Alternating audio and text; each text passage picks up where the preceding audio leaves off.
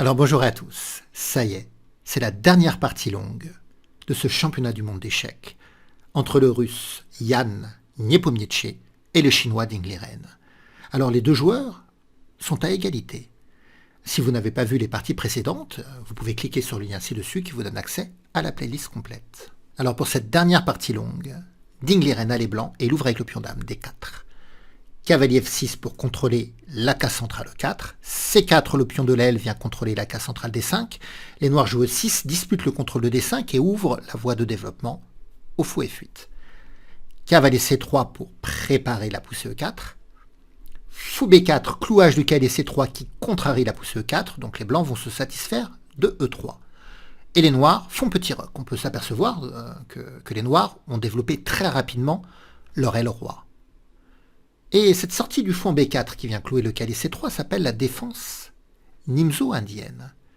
C'est pas la première fois dans ce championnat du monde d'échecs qu'on a vu une défense nimzo-indienne. Il y avait eu une partie déjà très intéressante qui s'était jouée entre les deux joueurs. Mais dans la partie précédente, Ding Liren avait joué A3. Et là, il va changer. Il va d'abord jouer fou D2.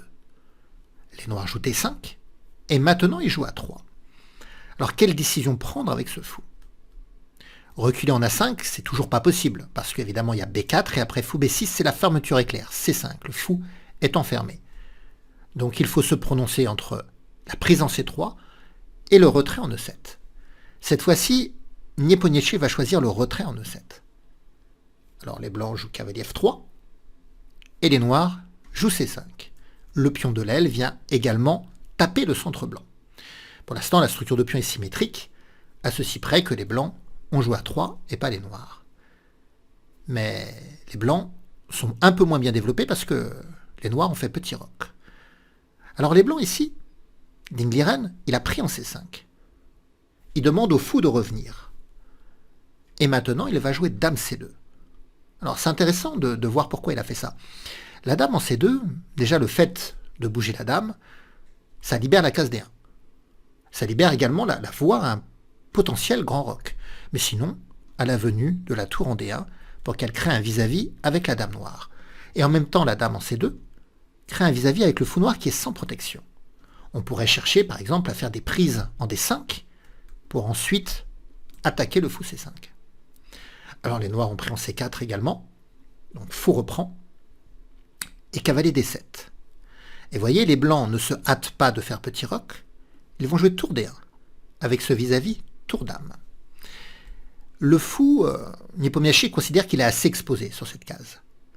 Donc il va préférer le repli en E7, même si on s'aperçoit qu'il a beaucoup joué le fou dans cette partie. Mais bon, les pertes de temps ou le fait de jouer plusieurs fois la même pièce n'effraie pas Nepomniachtchi qui nous a habitués à faire ceci même dans les ouvertures, dans les parties précédentes. Alors que va faire Ding Liren? On peut s'attendre à un petit roc. Eh bien non, il part à l'abordage. Il joue cavalier G5. Alors évidemment, cavalier G5, c'est pour viser H7, mais le cavalier F6 défend. Alors quel pourrait être le plan des blancs? Eh bien le plan des blancs pourrait être de jouer cavalier E4 pour essayer d'échanger le cavalier en F6, et même si le cavalier D7 pourrait prendre le relais, prendre la place de l'autre cavalier en F6, il y aura ensuite fou C3. Et le fou attaquerait le cavalier, menacerait de l'éliminer, et en même temps on verrait justement le vis-à-vis tour dame, et donc l'attaque directe maintenant de la tour sur la dame. Par exemple, si les noirs jouent B6, c'est pas ce qu'ils ont joué dans la partie, mais c'est pour vous montrer. On pourrait jouer cavalier E4, et imaginons que les noirs poursuivent leur développement d'une manière naïve, et bien cette fois-ci on pourrait faire cavalier prend échec, cavalier prend, et fou C3. Vous voyez que le fou va éliminer le cavalier, la tour attaque la dame, et dès que le cavalier F6 est éliminé, on cherchera à faire dame prend H7 mat, puisque le cavalier pourra défendre. Donc ça, c'est la menace. Donc c'est la menace de ce coup cavalier G5. Alors bien sûr, Nepomniachtchi ne va pas se faire avoir par ça. Et tout de suite, il va jouer H6 pour essayer de repousser le cavalier. Mais déjà, il y a beaucoup de choses à comprendre. C'est que le cavalier en G5, il faut aussi vérifier tous les sacrifices qu'il pourrait y avoir en F7 et en E6. Vous voyez, il y a ce vis-à-vis fou-roi et ce cavalier qui met la pression. Alors, il faut vérifier tous ces sacrifices. Bon, si on fait fou-prend en se disant qu'après prise, on reprend du cavalier avec les fourchettes dame-tour, ça ne marche pas, bien sûr. Parce que sur fou-prend, C'est pas le fou que vont reprendre les noirs, c'est le cavalier. Donc ça marche pas. Alors qu'est-ce qu'on a comme autre sacrifice? On pourrait avoir cavalier prend, pion prend, fou prend échec, mais le roi se décale et finalement les blancs ont donné un cavalier contre 2 pions. C'est pas transcendant. On pourrait chercher à faire cavalier F7 aussi, avec l'idée que sur tour prend, fou prend E6 avec le clouage. Mais là encore, les noirs ont des coups de défense, cavalier C5 qui vient proposer l'échange du fou de case blanche. Et même si le fou prend la tour, eh bien, on reprend. Et c'est vrai que les blancs ont obtenu contre le cavalier et le fou une tour et 2 pions. Mais l'absence du fou de case blanche fait que le roi noir ne sera pas en danger sur les cases blanches. Et puis les noirs ont la paire de fous dans une position ouverte. C'est pas non plus un avantage pour les blancs, cette position. Donc du coup, après H6, Niepomniachtchi n'a pas vraiment peur des sacrifices qui pourraient arriver en F7 ou en E6, bien qu'il faille les contrôler, bien sûr. Parce que s'ils ne marchent pas dans ces positions-là, ou s'ils sont insatisfaisants dans ces positions-là, la moindre variation, ils pourraient devenir gagnants. Donc il faut bien les contrôler. Alors qu'a fait Dingliren? Il n'a pas sacrifié en F7 ou en E6. Et puis il n'est pas rentré à la maison, parce que s'il rentre simplement à la maison, finalement son escapade en G5 n'aura servi à rien. Non, regardez ce qu'il va jouer. Il va jouer H4. Eh oui. Et l'idée, c'est que si les noirs prennent le cavalier, on reprend du pion, ce qui ouvre la colonne H pour la tour. Vous voyez, si les noirs prennent, c'est pas ce qui a été fait, mais on reprend et le cavalier ne peut pas bouger en fait, parce que si le cavalier bouge, il y a dame achète mat derrière. Donc dans cette position, Niepomniachtchi ne touche pas au cavalier. Et il va jouer dame C7. Alors, que va faire maintenant Dingliren? Dame C7, ça attaque le fou. Donc il va replier le fou en E2. Et là, tour D8. Tour D8 vient activer la tour sur la colonne ouverte, mais libère la case F8 pour le cavalier. Toujours, il ne faut pas oublier que lorsqu'une pièce elle se déplace, il faut regarder ce qu'elle libère. Et lorsque la tour se déplace, elle libère la case F8 pour que le cavalier puisse venir sécuriser la case H7. Et vous savez qu'un cavalier en F8, c'est compliqué de l'éliminer. Donc ça pourrait être intéressant pour les noirs d'avoir ce coup pour sécuriser la case H7. Alors les blancs, ils ont joué tour C1. Avec l'idée de jouer cavalier D5 en fait. Ça c'est la menace. Je sais que c'est au noir de jouer, mais la menace c'est de jouer cavalier D5. Attaquer la dame et le fou. Et si la dame prend la dame, on prend le fou sur échec d'abord, et après on prend la dame. Et même si le roi reprend, il y a un équilibre matériel, mais maintenant les blancs peuvent sauver leur cavalier. Et puis les blancs auront l'atout de la paire de fous dans une position ouverte. On sait que les fous sont plutôt des pièces à longue portée, que ces pièces s'expriment mieux dans les positions ouvertes que les cavaliers. Donc ça, c'est la menace. Quand les blancs jouent tour C1, ils menacent de mettre le cavalier en D5. Donc les noirs jouent cavalier F8. Comme ça, sur cavalier D5, le cavalier pourra prendre, en protégeant la dame, et on ne redoutera pas dame achète mat, puisqu'il y a le cavalier F8 qui défend. Parce que c'était la menace. C'est vrai que quand les blancs voulaient jouer cavalier D5 tout à l'heure, on ne pouvait pas, avec les noirs, prendre du cavalier pour défendre la dame, puisqu'il y avait dame H7 échec, roi F8 et dame H8 mat. Donc les blancs ont joué tour C1 pour menacer cavalier D5, et les noirs ont joué cavalier F8 pour contrôler cette case D5 et contrôler la case H7. Alors les blancs, maintenant, le cavalier G5 est réellement menacé, on menace de le prendre avec le pion H. Alors, cavalier E4. Bon, là, il y a des échanges. Cavalier prend, échange des dames sur la colonne. Et les noirs jouent fou D7. On aurait pu s'attendre à une infiltration de la tour en C7. Ça attaque le pion B7.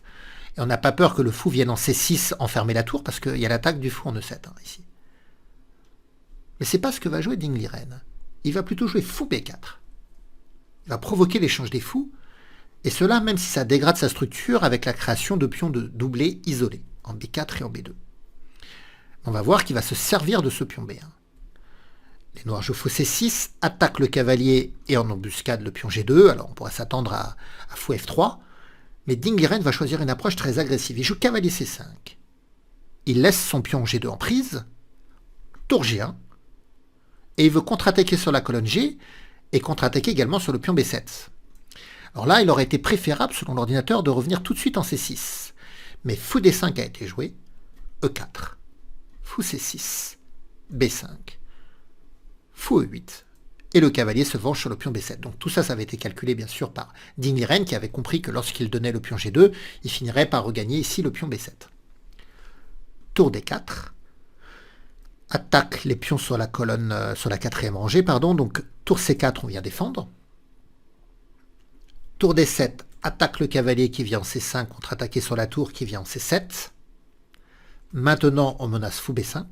Donc la tour se retire pour laisser la défense. Tour C8, B4 pour ancrer le cavalier en C5, cavalier D7, alors les blancs ont un problème de défense ici avec le clouage en fait du cavalier, parce qu'il y a la tour derrière sans protection, mais les blancs vont se servir de la colonne G qu'ils ont ouverte pour G tour G3, contre-attaque sur G7. Bon, alors on pourrait s'intéresser à G6, mais il y aurait H5, et sur G5, il y aurait encore F4. C'est pas l'approche de Nepomniachtchi de vouloir se défendre sur la colonne G, il a préféré prendre en C5. Prise, tour prend G7, roi F8, fou D3, tour D8, attaque le fou, roi E2, on vient le défendre, tour C3, attaque doublement le fou, alors il y a eu un petit échec intermédiaire, et tour G3. Et là, les ordinateurs se sont emballés parce que la position était à l'avantage des noirs. S'ils avaient joué tour B3, si Nepomniachtchi joue tour B3, ça donne un bel avantage pour les noirs. Ça va éviter d'ailleurs une ressource que va utiliser Ding Liren dans la partie, une ressource défensive. Mais Nepomniachtchi n'a pas d'ordinateur avec lui. Et puis, il subit la pression de cette dernière partie de championnat du monde. Bon, il faut reconnaître aussi qu'il joue parfois aussi assez rapidement, peut-être trop rapidement. Mais il va louper cette idée de tour B3 et il va jouer E5. On comprendra pourquoi après un tour B3 c'était meilleur. Mais E5, après tout, ça paraît logique. Quand vous luttez dans une finale de fous de même couleur, il est souvent logique de fixer les pions de l'adversaire sur la même couleur que les fous. Parce que comme ça, le fou, il est entravé, il a une position passive et défensive, alors que notre fou, enfin le fou de case blanche qui n'est pas fixé, lui qui n'a pas ses pions fixés sur case blanche, lui au contraire, il trouve des cibles. Donc le fou 8 peut trouver des cibles, alors que le fou D3 est passif et défensif. Donc ce coup E5 est assez logique d'un point de vue stratégique dans les finales. Mais il fait perdre une partie de l'avantage parce qu'il va laisser aux blancs une ressource défensive. Une ressource défensive pas évidente à voir et basée sur l'avance du pion B. C'est pour ça qu'il fallait avoir la tour en B3, on va voir. Les blancs jouent tour H8, attaque H6, donc Nepomniachtchi vient défendre, latéralement, comme ça. Et là, regardez ce que trouve Ding Liren. Il va balancer son pion. Il va jouer B6. Avec l'idée de libérer la case B5. Pour ensuite pouvoir faire tour prend fou échec, roi prend, et fou B5 échec pour que sa tour ramasse la tour noire. Ça va être son idée. Alors, parce que là, le problème, c'est que si Ding Liren ne fait pas ça, il subit pas mal de pression sur le fou, sur le pion, c'est un peu compliqué, donc il va vouloir lâcher du lest, simplifier la position pour avoir une finale plus facile à défendre. Et donc il joue B6. Donc, tour prend B6, et comme on l'a dit, sacrifice de qualité, pour attirer le roi sur cette case blanche, pouvoir maintenant faire fou B5 échec, pour faire une découverte et se venger sur la tour noire. Donc fou B5, donc tour prend, et tour prend C3.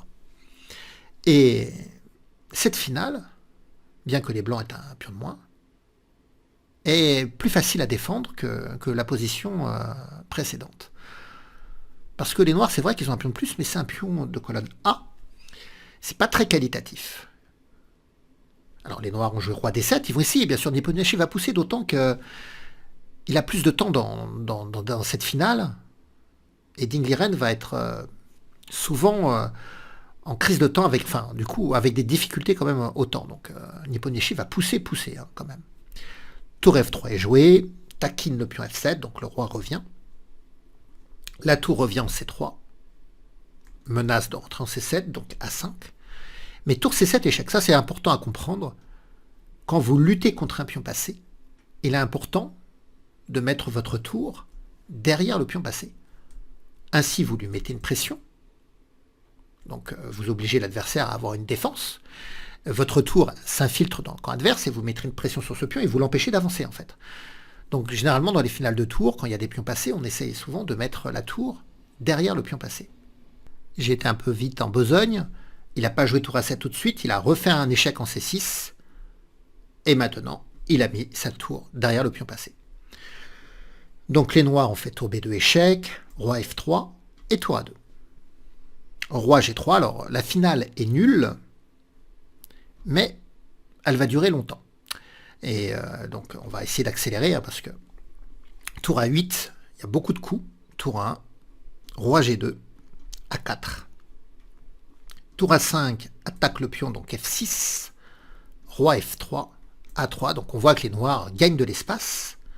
Tour A6, le problème, c'est que même si le pion arrive en A2, comment débloquer la situation? Parce que si la tour bouge sans avoir la capacité de faire un échec, ça laisserait la tour blanche le temps de manger ce pion. Donc c'est pas très évolutif ici. Et en plus, la tour presse le pion F. Donc si les noirs essaient de mobiliser leur roi, d'amener leur roi pour essayer de déstabiliser la tour sur la colonne A, il faut que les noirs fassent attention, parce que la tour peut essayer de prendre le pion F, et dès qu'on prend le pion F, le roi peut se décaler, libérer son propre pion F pour lutter contre le pion E, et générer également un pion passé. Donc l'idée des blancs, c'est de garder la tour sur la colonne, gêner l'exploitation de ce pion passé, essayer de fixer la tour noire derrière devant ce pion passé, et mettre des pressions sur le pion F pour, au beau moment, être capable de prendre ce pion F, éliminer ce pion F pour avoir une majorité de 2 contre 1, essayer de générer à son tour un pion passé. Alors les noirs ont joué roi F7, roi E3, roi E8. A noter par exemple que là, c'est un piège, on ne peut pas prendre le pion. Parce que ça permettrait de faire échec, puis d'avancer le pion, et la tour pourra soutenir la promotion du pion. Donc, roi E2 a été joué. Maintenant, on menace de prendre le pion. Parce que si la tour fait échec, on la mange tout simplement. Et si le pion avance, la tour aura le temps de revenir derrière le pion passé. Donc le roi revient défendre le pion. Roi F3, tour A2, roi E3, tour A1, roi E2, roi F7, roi F3, tour A2. Alors vous voyez, ça tourne un petit peu en rond pour l'instant. Roi E3, roi E7, roi F3, roi D7. Et donc là, les noirs... voilà, ils vont approcher leur roi. Et donc du coup, la tour va venir prendre le pion F6. Tour pour F6. Tour B2, maintenant qu'il n'y a plus la pression sur le pion A, on joue tour B2 pour libérer l'avance. La tour revient en A6. Tour B3 échec. Roi G2. Roi C7. Et vous voyez, c'est ce que je vous disais tout à l'heure, la majorité de 2 pions contre 1. Donc on envoie le pion F pour libérer le pion E. Voilà. Le pion F, le roi peut le gérer. Et l'avance de son pion E, va gêner le roi noir qui voulait à l'origine venir déstabiliser la tour, mais qui doit maintenant gérer ce pion en fait. Et si la tour noire pense vouloir contrôler le pion vers l'arrière en jouant tour E3, le problème c'est que quand le pion avance, si la tour vient prendre, ça perdra le pion en A3. C'est ce qu'on finira d'ailleurs parfois dans la partie. Roi B7, tour A4, roi C6, tour A6 échec. Alors ce roi D5, on est capable de jouer E6. Peut-être même de revenir en A5 faire échec. Roi B5, tour A7, roi B6, tour A8, roi C5, tour A6, roi B5, tour A7. Comme je vous l'ai dit, il y a beaucoup de coups dans cette finale. Roi B6, tour A8, donc roi C6, tour A6 échec, roi D7. C'est une partie qui va faire presque 100 coups, enfin qui va faire 90 coups. Roi F2, roi E7, roi G2, tour E3, roi F2, tour G3, roi F1, tour C3, roi F2, tour E3, roi G2, roi D7, un petit tour de manège, roi F2, le roi revient, on avance le pion. Roi D8, tour A7, alors c'est toujours pareil, si la tour prend le pion E, on prendra le pion A. Roi E8, roi G2, et on arrive à ça. Tour prend E6, tour proie A3, tour G6 échec, roi F2, tour G4, tour A5, tour proie H4. Alors les noirs ont provisoirement 2 pions de plus, mais ils vont tout reperdre. Alors on pourrait jouer tour F5, mais c'est roi F3 qui a été joué d'abord, roi E7, tour F5, roi E6, on prend le pion. Et là, ça s'échange et c'est match nul. Alors, la plupart des joueurs savent ici pourquoi c'est match nul, mais je vais montrer à ceux qui sont un peu moins expérimentés, si les noirs jouent roi F6, en fait, face à un pion de colonne tour, un pion de colonne H ou de colonne A, si votre roi est capable de se mettre devant le pion, ça sera toujours match nul. Parce que les noirs vont avoir l'impression d'évoluer, mais en réalité, ça finira par un pat. H3 échec, roi H2, vous voyez, les noirs évoluent, mais il y aura une impasse. Si on n'avance pas le pion, on ne fait rien du tout. Il va falloir bouger le roi et le roi blanc pourra revenir en H2. Donc H2 échec, on vient en H1, roi H3, pat. Puisqu'on contrôle toutes les cases, mais on n'attaque pas le roi, donc c'est match nul. Et puis si le roi se décale, on va prendre le pion tout simplement et ça sera match nul également. Donc une très longue partie dans laquelle Nepomniachtchi a essayé de pousser Ding Liren à la faute, en essayant de valoriser le pion de plus qu'il avait, qui n'était pas très qualitatif parce que c'était un pion de colonne tour, mais bon, il a poussé, d'autant que Ding Liren, comme je vous l'ai dit, avait des problèmes au temps. Il a voulu peut-être aussi fatiguer nerveusement Ding Liren avant les départages de demain. Départage en partie rapide. À demain.